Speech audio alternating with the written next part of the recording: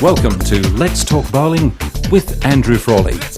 Today we're talking about bowling for strikes.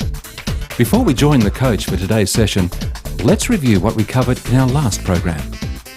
By now you should be feeling quite confident about using the four-step approach. You'll recall the four-step approach has 4 parts: start position, push, swing and roll. To find your start position, start at the centre of the foul line, walk back 4 paces and then add a half step for the slide. When you turn, position your feet in line with the board that has the centre dot. For example, right-handed bowlers line up their left foot on this board.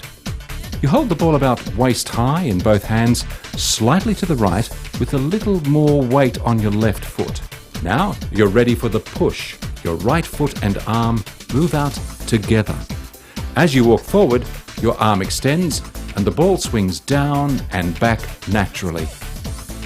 The arm and the foot come through together and the ball is released round about the ankle and rolls down the lane. Follow through at the foul line and stay nicely balanced. Do you remember any other tips the coach gave us about delivering the ball? Here's a couple to think about today. And we want to make sure our shoulders are square to the foul line. We're going to keep our shoulders square throughout the whole of the approach. Okay, and the next thing is we want to keep that ball, the hand underneath the ball, that's it. But when we're first starting off, we want to learn how to deliver the ball straight up the lane. So when we let go of the ball, we want to have the palm of the hand up towards the ceiling, and that's going to make sure when we finish up, we're going to have our thumb pointing towards the pins. And as we're delivering the ball, we want to keep the wrist as firm as we can through the ball, so we don't flop our wrist out when we let go of it. Keep your wrist nice and firm through the shot. In training, we sometimes talk about the pins by numbers. In bowling, the 10 pins are numbered from front to back and from left to right. So, this is pin 1, often referred to as the head pin. Then we have 2 and 3, 4, 5 and 6, and then 7, 8, 9 and 10. All right, let's join the coach and talk about the best way to bowl a strike. All right, what is a strike pocket and what's the best way to strike? Well, I can tell you hitting very straight on the front pin is a big chance you're going to leave as what we call a split. That's pins on either side of the deck, very hard to get a spare out of. The best way to strike is to hit the right side of the head pin if you're a right-handed bowler, or a left-handed bowler, just hit on the left side of the head pin. That's our best way to get the best mix, best chance of striking. So, if you're a right-handed bowler, your strike target or strike pocket is just to the right of the head pin, this 1-3 pocket. Left-handed bowlers are targeting the left side of the head pin or the 1-2 pocket.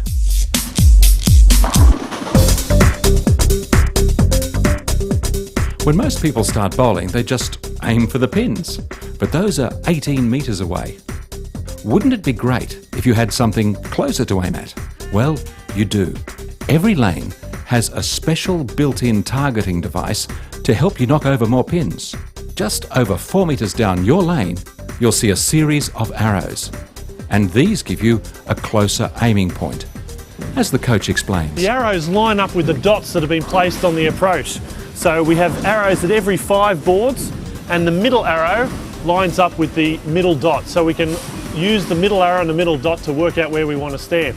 We've been talking about lining up on the middle dot to bowl the ball down the lane to try and get a strike. So what we would want to do is place the ball as we bowl it through the second and third arrow from the right. So we can think about the ball rolling past the second, third arrow, down the lane, and that should hit the strike pocket.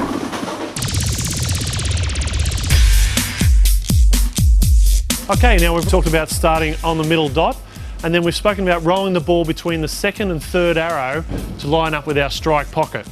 Now, what I'm going to show you is, if I stand on the middle dot at the foul line, the shoulder automatically lines up between the second and third arrow. We bowl the ball straight, we can bowl the ball straight up the lane, and hopefully hit the right side of the head pin. Let's see if it works.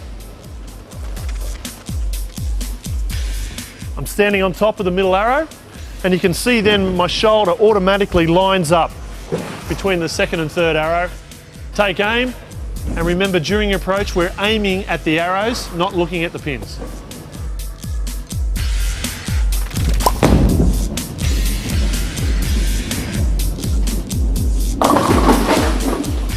Well, we nearly got there, but you can see the ball hitting the right side of the head pin between the second and third arrow. That gives our best chance for a strike. Today, we want to practice aiming to roll between the second and third arrows to hit the right-hand side of the head pin. As you practice today, watch closely to see which arrow your ball travels over, and then watch where it hits. Try rolling a shot over the second arrow, and then the third arrow, and then between the second and third arrow, and see what difference this makes. This way, you will find the spot in relation to the arrow that works best for you. As you become more confident working with the arrows, aiming for strikes will become a lot easier. All right, we're going to do some practice on targeting. Ashley's lined up his left foot over the middle dot. He's got his eyes focused between the second and third arrow, and we're looking to hit the right side of the head pin. Let's see where Ashley rolls this shot.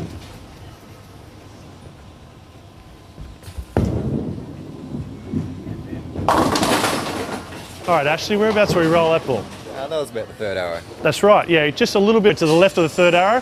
That's why the ball went over to the other side of the head pin. We still hit the head pin, that's not bad. So all round, a pretty good shot.